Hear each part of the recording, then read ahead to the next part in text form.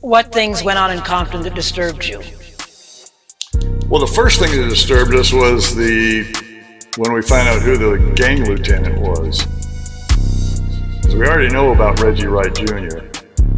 He's the head of death row security, and now we see Reggie Wright Sr. is the lieutenant in charge of the gang unit.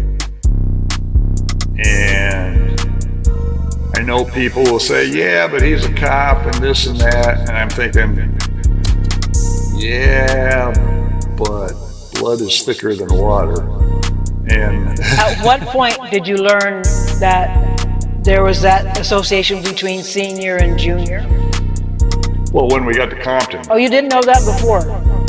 No, we didn't have it. The only people we knew at Compton was Tim Brennan until we got there. Now, I will say, before we went to Compton, we got information from two large,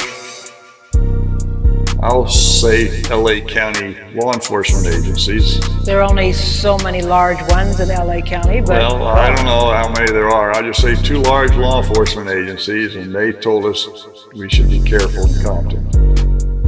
They didn't go into specifics, they just said that they've had some issues with Compton. They didn't specifically say Tim Brennan.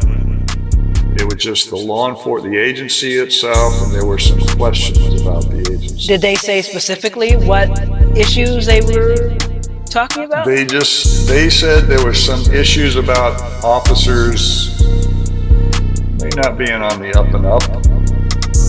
That's kind of not being on the up and up. Interpret that any way you want. I just know that we said, okay. So I know that when we got there, Mike and I weren't real thrilled about it after getting that information. Weren't thrilled about going?